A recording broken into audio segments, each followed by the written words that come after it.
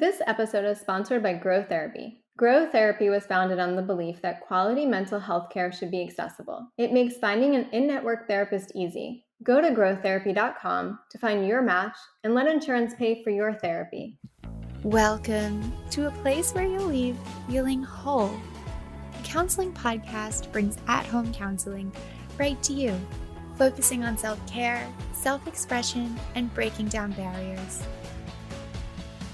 Dr. Jaclyn and Dr. Stokes bring over 20 years of combined experience and a new sense of style to the word counseling. The two use humor and lighthearted conversation to explore these deeper feelings.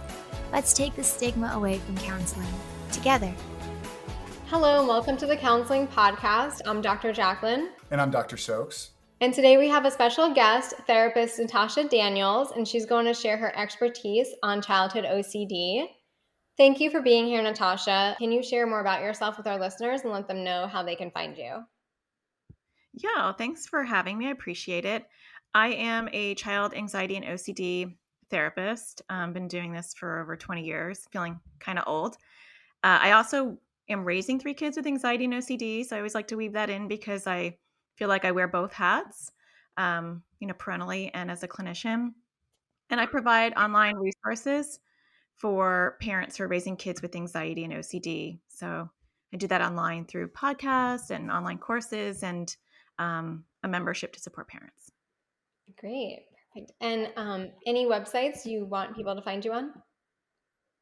My main hub, you can find me at atparentingsurvival.com. And from there, you can find all of those resources. Perfect. So you said you obviously focus on childhood OCD, and that's what you're seeing mostly in your practice? Yeah, I closed my practice last year to focus on online resources, but that's what I've been doing in my private practice as well. Okay. And so for the listeners listening and who are dealing with OCD, with family members themselves, or how do you specifically with children, how do you provide those resources and what do you talk about with them to kind of get them to be more aware of things they can do for themselves? Ironically, a lot of it is providing the education and support to the parents because you're in the thick of things as a parent. And with OCD, it's missed. I mean, it's missed parentally, it's missed, therapeutically, it's missed so much. And it's not until kids are typically on fire that they start to get some professional help. And it's very counterintuitive how you parent a child with OCD. I think it's more intuitive with anxiety or depression or other issues, but with OCD, it's very counterintuitive. And so I start with the educational piece with the parent so that they can identify it and then they know the ways to approach it at home. I am so glad that you mentioned that OCD in kids is missed. I think I mentioned to you, Natasha, I do a lot of work with adolescents, not young kids too often, but adolescents. And I've noticed I'll get adolescents who come in the door, and sometimes it'll even take me a little while to really see how the OCD manifests in young people. So give our listeners kind of an overview of what OCD might look like in a young person. Yeah, I mean, a lot of times, unfortunately, we have that stereotype in our head of somebody is, excessively cleaning or they're excessively organizing. And our kids aren't going to always look like that. In fact, that's really not the predominant manifestation that I see in young kids with OCD. And I think it's important for people to know that OCD is just about having an intrusive thought or feeling or image that gets stuck in your head, and then the need to do something or avoid something to get that brief relief that we call compulsions. And that's the framework of OCD. But then you can plug and play any theme in there, and that's where it gets very gray. Because a lot of kids, when they're little, and I don't even want to say little, a lot of people in general, but I see this a lot. I saw this a lot in my therapy practice.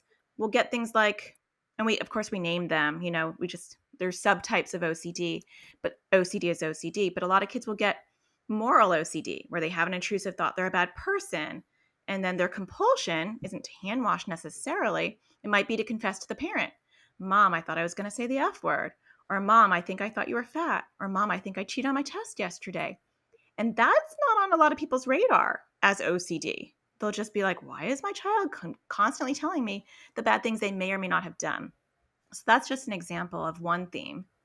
So important, right? And I think it's really important to note, as you mentioned, that you can plug in any kind of theme, right? And I think for adults, we do, as Right. you noted, we have these kind of traditional, conventional ways of looking at OCD, and oftentimes it sounds like for young people, it may just come off as peculiar or odd behavior when in actuality there is this underlying condition that's taking place.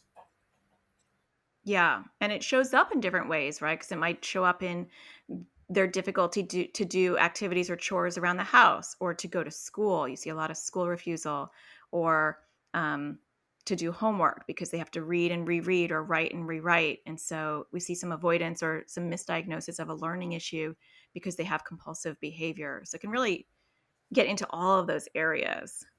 And it has to be so difficult for the parent to watch their child in distress and to feel like they have to do something and not really know how to help them. And I know you said you work a lot with the parents, obviously, to kind of probably role model certain behavior. So, do you find that parents sometimes enable that behavior because they don't want their child to be in distress and they think they're doing better if they kind of say, okay, let me just let them do these compulsions or the obsessive thoughts because I don't really want to disturb what they're going through?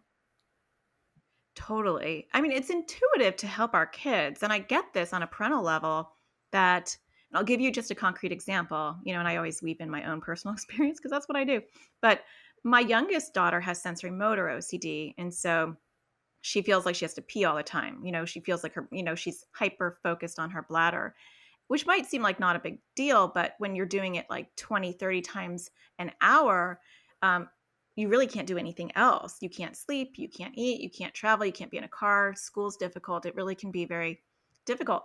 And initially, and I'm just using this as a concrete example, I'm not stopping her from peeing. If we're driving, of course I'll pull over and I'll find a bathroom for you. I'm not going to stop. Instead of addressing that discomfort and letting her build those skills. Or for a parent whose child is saying, Mom, I think I might have said something horrible to my teacher. I don't know. The parent is going to process that with them. What did you say? What makes you feel like a bad person? Let's talk about that instead of realizing they're actually talking to OCD. So I think it's a two-part. I think one, we don't want to see our kids in distress. And so we want to fix it in the intuitive way that says, just do this one thing, just wipe that down for them, or just wash your hands, or just take that black speck out of their food. Like, why? What's the big deal? And then they're okay, um, without realizing that they're actually growing the OCD. And even if they do realize it, that's why it's a two-parter, it's hard to watch your kids struggle and know that short term you can fix it. Long term, you're going to make it worse, but short term, you can fix it. That's hard. Yeah, there's that intuitive pull to jump in and do what we know how to do as parents, and it sounds like that's can be counterproductive for OCD. I like your example about the sensory motor based OCD with having to go to the bathroom. How might you work with parents and kids to mitigate a situation like that? It's very counterintuitive. And I think that's why that's an education piece, because with anxiety, we know like if you're afraid of the dark, let's work towards, desensitizing you and, reframing your thinking so that you can handle the dark. But something like sensory motor OCD is just so foreign. So the first step is always we want to rule out. So, with my daughter, we went to the doctor, we ruled out any kind of medical origin because when it's showing up physically, we want to do that. Um, and then once that's ruled out, we know that her bladder is working and she's functioning fine. And, she has OCD already, so that wasn't really like rocket science. It's helping educate your child. And so the parent having to educate the child on what OCD is. OCD is bossy and it's going to give you an intrusive feeling in this case, not a thought. We always think OCD, well, not always, but a lot of people think it's fear-based, but sometimes it's feeling-based. So your OCD is giving this uncomfortable feeling that your bladder is full and it bosses you around to do something. So I'm educating the child first. So the parent has to know this to educate their child. And then once my daughter, weaving in her concrete example here, knew that the more I do what OCD wants, we personify it. So we call her O cloud. So that helps too. It moves it outside of her identity. Once your O cloud tells you have to pee, when you pee for O cloud, right? Because now we're personifying it, you just gave O cloud a huge meal. You grew O cloud bigger. He's going to get louder. And so, how can we build your muscles to push back on OCloud to say, you know what, I know you're making me feel like I have to pee, and it is legitimate. I do feel like I have to pee. So it's not like we're devaluing the experience physically. For those kids that feel nauseous, we're not going to devalue that feeling because it is a true feeling. But then we got a journal out and we said, let's make OCloud uncomfortable. He's making you uncomfortable. Let's make him uncomfortable. Let's start with, and then, you empower your child. So it's child driven because that's going to be more effective. And I said to her, how long can you sit without peeing? And in the beginning, when she was in kindergarten, she's in 4th grade now. It was 5 minutes. I can do it for 5 minutes. So we'd get a journal out, we'd write 5 minutes, and then we progressively built it up. 10 minutes, 15 minutes, and we were at an hour, 2 hours, worked with the school, got a 504 plan, built it up higher to the point now where, she'll go to bed and she'll say, oh, Mom, I really have to go to the bathroom, but I just went. And I'll say, what do you need to tell yourself? And she goes, I have to sit with the discomfort. That's my OCloud. And so I'm just going to go to bed and I'm going to focus on my, guided imagery, and I'm going to ignore that feeling. And then ultimately it does go away. That's not the goal. The goal is for me to build my muscle to handle the discomfort, whether it goes away or not. But ultimately it does tend to go away for her. I love that you call it the O cloud. I really like that. Kind of give them that identity and like disconnect them from that to kind of have that control over themselves. Are there other little tips and things that you share like that with the O cloud? So we personify it. That's important. I'm trying to think if there's anything else language wise that we use. I mean, once you personify it, it really depends on the child. Mm-hmm. So in my house, because we all genetically have anxiety or OCD, we're like an aggressive bunch of people, and so we're like, we're going to crush OCloud, and I have social anxiety, so I call it Paro. So it's a family affair. And I find that to be very helpful. And that's how I would help kids in my practice. And that's how I help parents online is making it a family affair, regardless of who has stuff in. We all face our fears. We all face discomfort. Like we can really generalize that. But I do have some kids in my online community and in my practice who are just really sensitive, kind-hearted people. We are as well. But some people get uncomfortable with the aggressive approach. And so you can use different analogies as well, where you're like rebooting, we talk about like we're rebooting up to version 2.0. That's 1.0, that's we're not doing 1.0 anymore. Or my lifeguard is trying to keep me safe. But my lifeguard's like way off. And so I have to train my lifeguard. You can use different analogies that fit your kids. And some kids don't want any of that. And they want the science behind it. They want to talk about neurotransmitters and how like you're going down one highway. And we talk about that too. The more you do your compulsions, it's like a dirt highway at first. It's like a dirt road at first. And then the more you do your compulsions, you're riding down that road. And now it's a 6-lane highway when you keep doing it, because the more you go down those neural pathways, you're growing and growing. And so we want to find a new path, and we want to create a new dirt pathway. So you can use lots of different analogies. Yeah, it sounds like a pretty dynamic toolbox. You're doing some personification of OCD. You're helping them externalize the symptoms. It also sounds like you're really working to get them to feel self-empowerment, like they have some sort of manageability and agency with regards to the OCD. And I think that's a really important piece. Talk about the work that you do with the parents alongside of the therapy with the kids. What are you doing with the parents in situations like this? OCD, I always say, is a family affair. And so more than any other issue, I've seen OCD just hooks parents in because they are like the metaphorical sink. And so as a parent, we have to know, what are we doing to be part of that OCD loop? And almost always we are part of that loop in some way. So either we are providing that they're confessing something and then we're providing the reassurance that does the loop, or we're fixing their food in a certain way, or we're not rocking the boat. And so the work that I do with parents is, one, to educate them so they can educate their kids, because we can't do these things to them. We have to do it with them. But then also, what's our role? What can we pull back? What things do we have control over? Because we may not have control over whether our kids do exposures or walk towards their discomfort, but we can pull back what we do to encourage that or to continue that loop. Yeah, it's a huge role and responsibility. And the parent, it sounds like the parent has to be really committed to this process, because it seems like it's a very involved, in-depth issue. And obviously, if the OCD doesn't get managed at a young age, it tends to get progressively worse, correct? It can. I mean, it's kind of like a little bit of pregnant to me. It's like if you have a little bit of OCD, it's like the earlier you can pull that weed out, the better. I don't want to wait and see if the whole backyard's going to turn into a sea of weeds. But the prognosis isn't good if I'm going to just leave that weed there. And what is the age range that you're seeing? Um, I find in my practice, when I was practicing, I tended to get a lot of younger kids because I think I was like the only person who would take really little kids. And so I got a lot more young kids.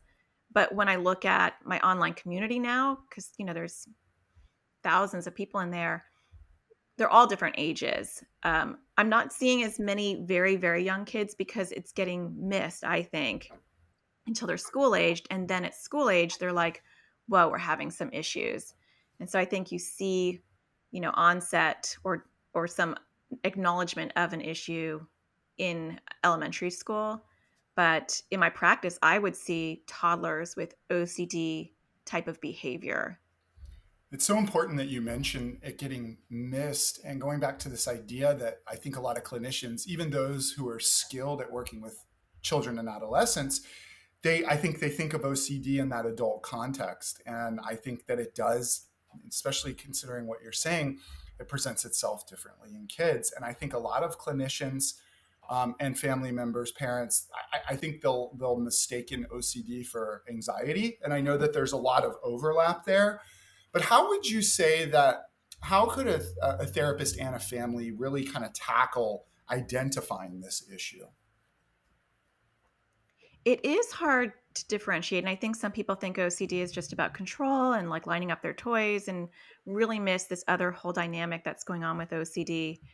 Uh, and so I think referring them to, if you're seeing some compulsions and you're not an OCD therapist, referring them to a therapist who can use like the SciBox and use like an OCD assessment tool to really give that parent some reassurance. But I also think it's a mindset shift too.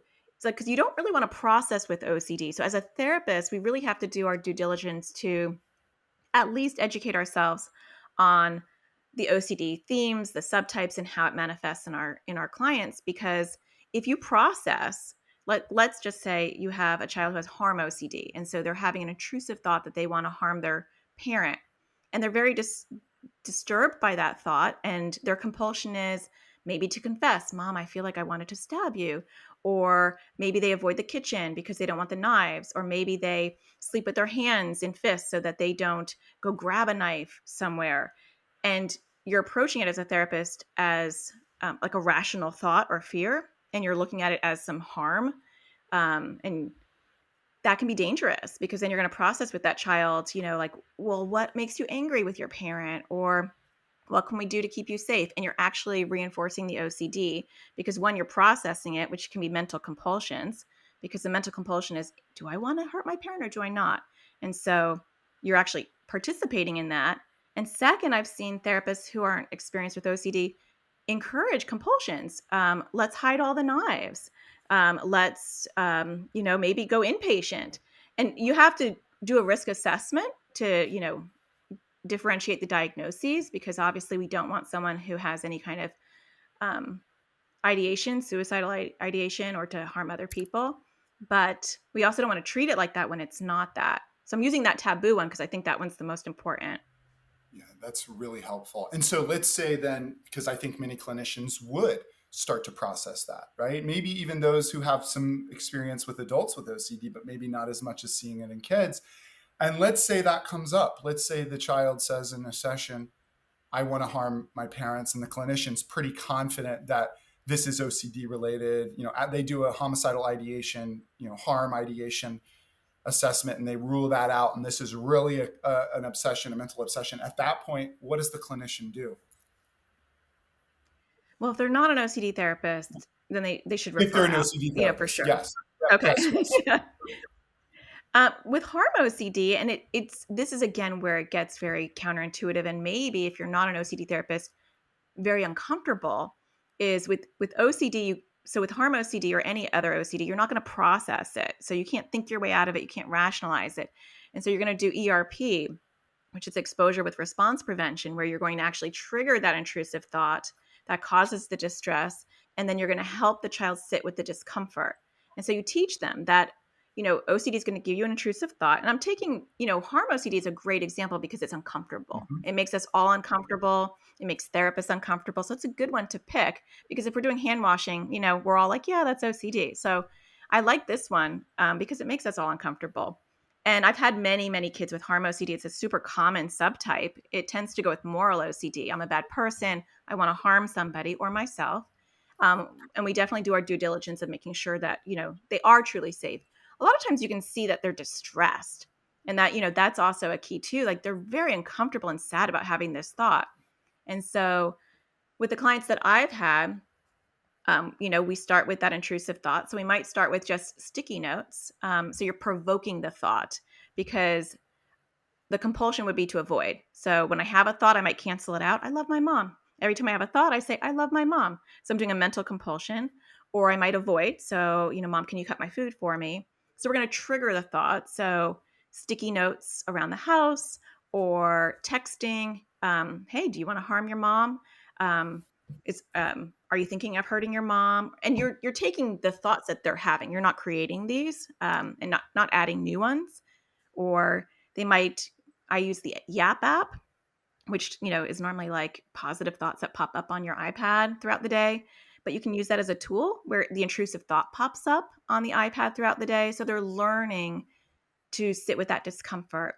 And then you make a hierarchy or a menu depending on what kind of therapist or approach you like. And you might start with whatever that child's, able to do. And so we've worked with like plastic knives. I had one child take plastic knives, and she would throw them at me in session. And then we upped the ante where I would like role play. I'd be like, "Oh, why are you hurting me?" It sounds very bizarre.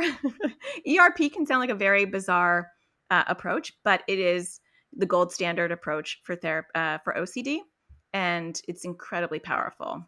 It's amazing. Thank you. When you implement those strategies and you give those tools to the kids, they're probably already feeling really overwhelmed from what they're going through. And I know working with adults, trying to get them to implement certain tools sometimes be difficult to remind them of use this daily. How do you remind or get the kids to remind themselves? Like, do you have the parents help them of, what your therapist said and use this when you're going through this? Or how do you get them to implement that on their own at home? Yeah, that is the biggest key. The educational part helps with motivations, right? So they know, like Mr. O wants me to avoid knives, or Mr. O is giving me these thoughts. And so the more I give into Mr. O and cancel them out or do this, and the bigger my OCD is going to grow. And so that piece is important, I think, for the intrinsic motivation. But most kids don't care. But I do think it is an important piece to say, like with my kids, I'll say, if you don't do this, let's talk about how big this is going to look when you're in college, or what is this going to look like when you're 20. That tends to not move the dial. But then I gamify it. And so when I was a therapist, we would depend on their age, but we would do tickets. And so they would text me when they were doing exposures, or I would text them a disturbing thing. And then they would have to like text me like a check mark, so I knew they read it, or I would send them something that they visually had to look at. And so there was some sort of interaction where I could know that they're doing that. I tried to keep the parents out of it too much because I didn't want it to ruin the parent-child relationship. So I didn't want the parent to turn into the OCD police. I wanted them to babysit their behavior. Are you cutting their food for them? Are you, allowing them to avoid the kitchen? And I'm just using the harm OCD as an example. But some people would say, well, how am I going to motivate a 15-year-old? And I would buy game box, like Xbox controllers, and, they would get tickets. And then once they hit the, 40 ticket mark or the 50 ticket mark, they would earn the Xbox controller. My daughter likes Starbucks. And so when she has anxiety and she was refusing to like get in the car to learn how to drive, I'd order Starbucks, and I'd say, it's there, it's waiting, you can go pick it up, and so you can get creative with incentives, but incentives I really do feel are key. No, that's great. That makes a lot of sense. Yeah, and it's helping parents, it's guiding parents to find that balance where they're not overly involved in the treatment, right? That the actual skills and the techniques that the therapist is using with the child, but they're there to educate and to guide. And I think that that also makes OCD unique, whereas with other issues, there can be much more involvement parentally in some of those instances. So that makes a lot of sense. Is there anything you're seeing now that's more prevalent right now when you're online, or anyone coming to you with certain, you know, obsessive compulsions or anything that's more common now? I think with COVID, we're seeing a lot more inflammation. And so there's a spike in general. I think people initially thought maybe there was a spike in OCD because of the germs, which I'm sure that didn't help at all, right? Now everybody's looking like they have some germ related OCD issues, and the things that I am doing now were things that I would never have a client do before. Like that would be like diagnosable, like that would be concerning. But also I think the inflammation, and there's always been research on the correlation between inflammation and OCD, and we're seeing an uptick in that as well. And so I feel like OCD therapists are being flooded right now. And whether it's because of inflammation or because of, the germ uptick, I'm sure neither of them help. Mhm. And so I am seeing that. Plus, you have a lot of people who have been isolated, and that isolation has helped some. And now that, they're trying to reintegrate, they're not being able to, it's harder. But I've also seen parents have had to homeschool and they've had to take care of their kids in the last 2 years. And so they're like, oh my gosh, wow, you have a big issue. So I think that's also been something that's been playing, is that the parents have actually been spending more time with your kids. Even with my own kids, I'm like, wow, that is a major problem because I'm with them more. And so I think there's a lot of things at play. Yeah, and with that family piece, I mean, you mentioning, alluding to the fact that OCD, genetically could have a component, and there also may be an environmental piece there. Do you ever find that you're working with when you would work with kids, that you would also notice that, hey, this mom or this dad has an undiagnosed OCD condition themselves, and they need help in order for there to be growth and well-being systemically in this family unit. Mom and dad are going to need treatment as well. Did you ever encounter situations like that? Yeah, very often, because, that genetic seed doesn't fall far from that tree. And so a lot of times they might be normalizing. I don't feel like a child, because a lot of times genetically the parent might have different compulsions than the child. And so sometimes there's a lot of guilt that parents have, that they've like shown their child, and their child has become OCD because of their own compulsions. But more often than not, I'll see they'll have their own themes, their own compulsions, completely separate. But the hard part is they'll normalize. So there are a couple of things that can happen. One, I've seen a family culture and dynamic of normalizing very dysfunctional behavior and beliefs because of their own OCD.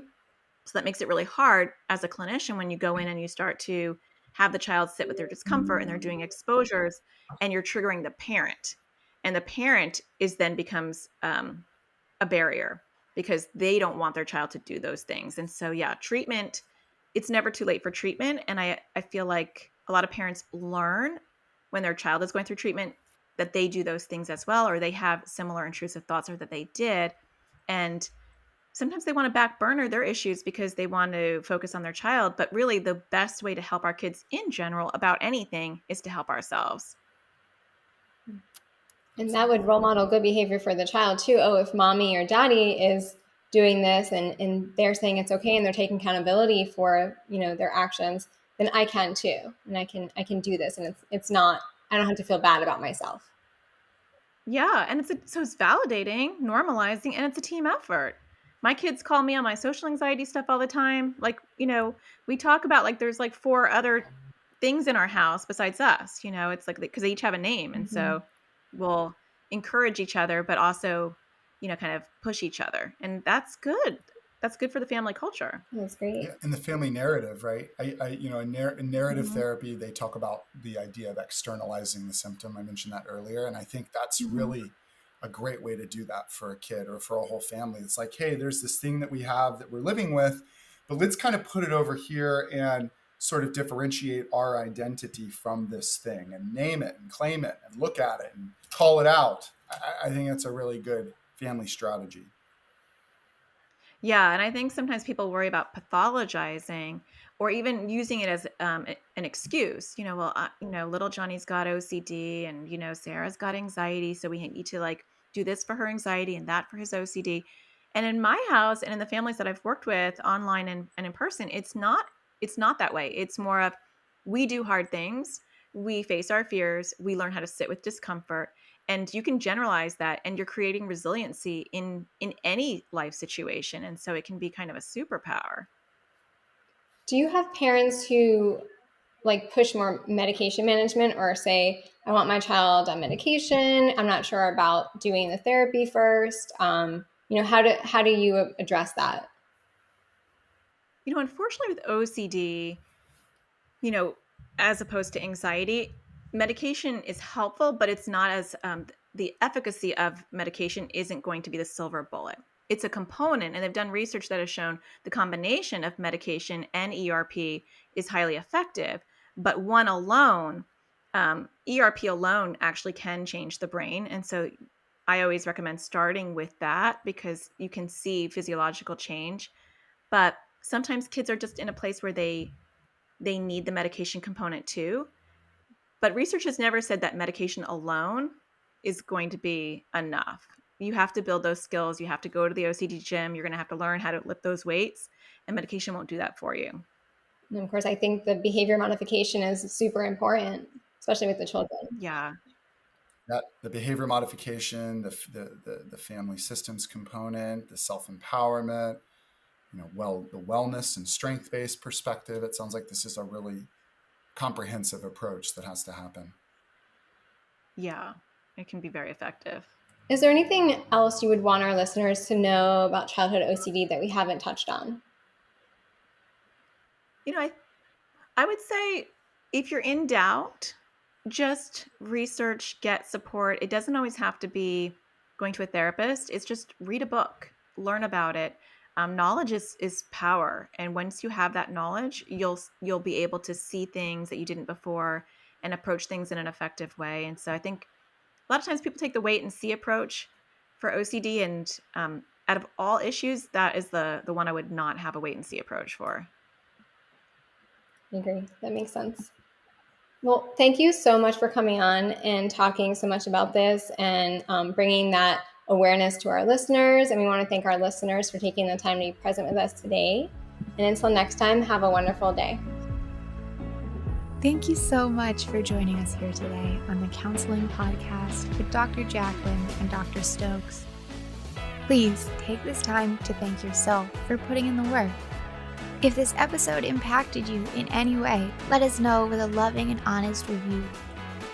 If you have any questions or want to continue the conversation from today, you can reach out to us at thecounselingpodcast@gmail.com, and we can answer your questions right here on the show. Or you can find Dr. Jaclyn and Dr. Stokes on Instagram at DocJaclyn and at Dr.Jeremiah.Stokes.